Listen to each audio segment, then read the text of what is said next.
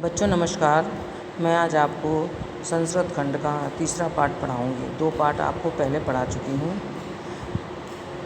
इस पाठ का शीर्षक है वीरः वीरेण पूज्यते, अर्थात वीर के द्वारा वीर की पूजा की जाती है। इस पाठ में ये बताया गया है कि राजा सिकंदर और राजा पुरु का आपस में युद्ध होता है और पुरु को सिकंदर के सैनिक बंदी बना लेते हैं और बंदी बनाकर उसे सिकंदर के सामने लाते हैं। उस समय दोनों की क्या वार्ता होती है उसका वर्णन किया गया है। स्थानम अलछेन्द्रस्य सैन्य शिविरम, स्थान क्या है? अलछेन्द्र सिकंदर के लिए आया है सिकंदर का सैन्य शिविर। अलछेन्द्र आम्बिके च आसीनो वर्तते, अलछेन्द्र और आम्बिक बैठे हैं। वंदनम पुरुराजम अयम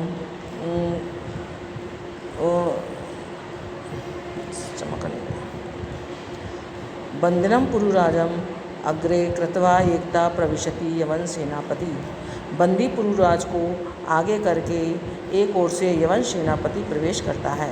सेनापति क्या कहता है? विजयताम सम्राट, सम्राट की विजय हो।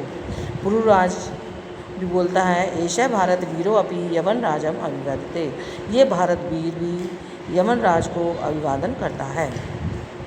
अलछेन्द्र सिकंदर कहते हैं साक्षेपम, आक्षेप सहित, अहो अरे बंधन गता अपि आत्मानम वीर इति मन्यसे पुरुराज, अरे बंधन में बंधे हुए भी अपने आप को वीर मानते हो पुरुराज।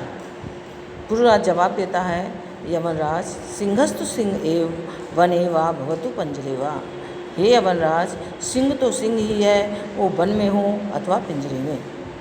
फिर सिकंदर कहता है किंतु पंजरस्थ सिंह है ना किमपि पराक्रमते, किंतु पिंजरे में बंद शेर अपना पराक्रम नहीं दिखा सकता।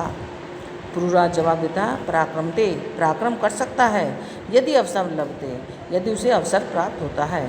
अपि च यमनराज, और भी यमराज, वंदनम वर्णम वापि जयो वापि पराजय उभयत्र समो वीरे, वीर भावो ही वीरता।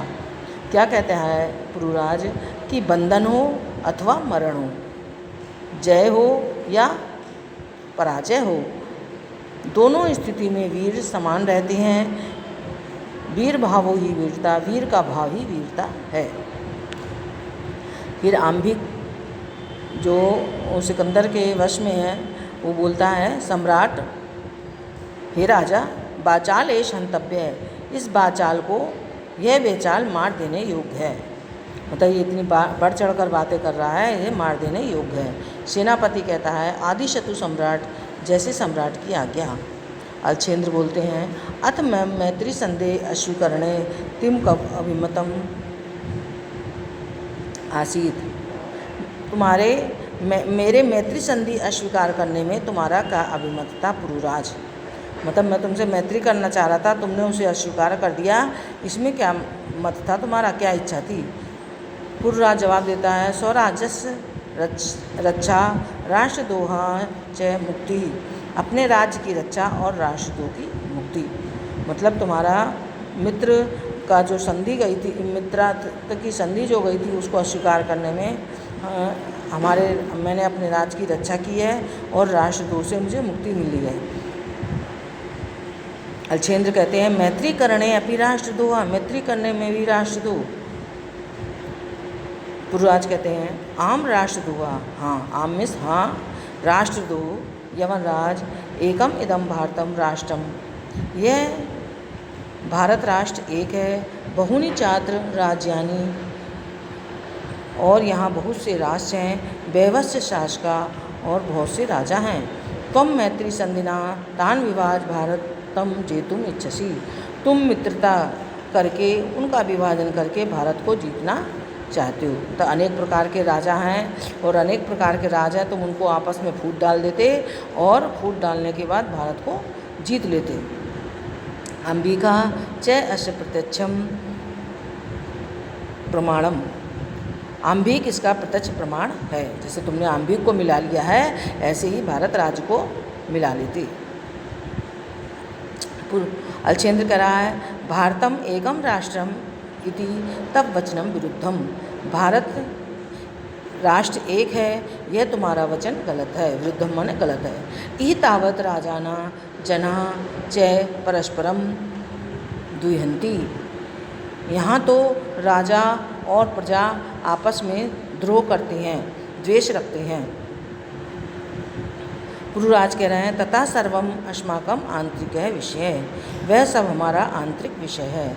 बाहरी शक्ति तत्र हस्तक्षेपा असहनीय यमराज, वहाँ बाहरी शक्ति का हस्तक्षेप असहनीय है यमराज।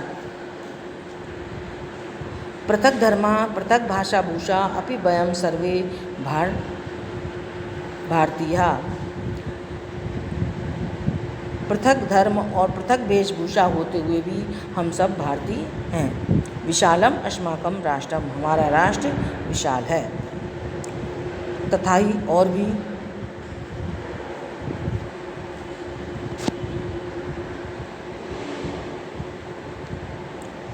उत्तरम यद समुद्रस्य हिमाद्रे चैव दक्षिणम वर्ष तद भारतम नाम भारती यत्र संतति।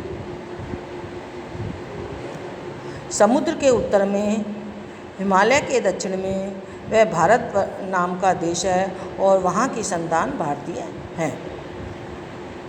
पुरुराज अलछेंद्र को बता रहे हैं। फिर अलछेंद्र कहते हैं अथ में भारत विजय दुष्करा, अतः भारत को जीतना दुष्कर है।